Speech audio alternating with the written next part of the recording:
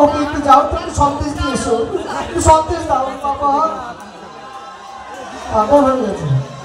আস্তে আস্তে আস্তে আমি একটা ডায়লগ দিয়ে শুরু করছি, সেটা হচ্ছে যেটা উনি বলছেন ওটা তো আমার ডায়লগ দেখে তো কেটে বলে দিল, তাও আমি বলি আমার গলাতেই ভালো লাগবে। বলো,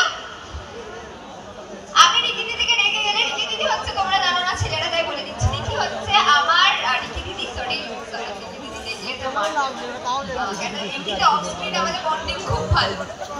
তো রিকি দিদি হচ্ছে আমার জামাইবাবুর বোন, যাকে আমি সহ্য করতে পারি না। কেন রিকি দিদি আর রিকি দিদির দাদা মানে আমার জামাইবাবু আমার দিভাইকে খুব অত্যাচার করে, তোমরা দেখেছো নিশ্চয়ই। তাই জন্য আমি প্রথম জামাইবাবুকে শাসাতে পারতাম না, আমাদের ডিরেক্ট কনভারসেশন, ডিরেক্ট শাসন। তখন কি করতাম, রিকি দিদিকে গিয়ে শাসাতাম, বলতাম এই শোনো আমার নামটা ফুলকি দাস, বেশি বাড়াবাড়ি করলে কানের গোড়ায় কি ঠাস ঠাস। ভাল লাগলো আমার গলাতে?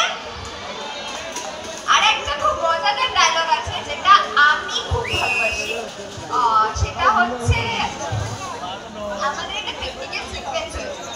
এই ফুলকি চরিত্রটা করতে করতে আমি বিভিন্ন অন্য চরিত্রও করেছি, মানে ফুলকি চরিত্রটার মধ্যে একটা কিছু প্লে করেছি আমি, যেমনি আমি সবজিওয়ালি সেজেছি, চাওয়ালা সেজেছি, কিন্তু তোমার দাদাকে আমি নিজের দাদার মতো ভালোবাসি।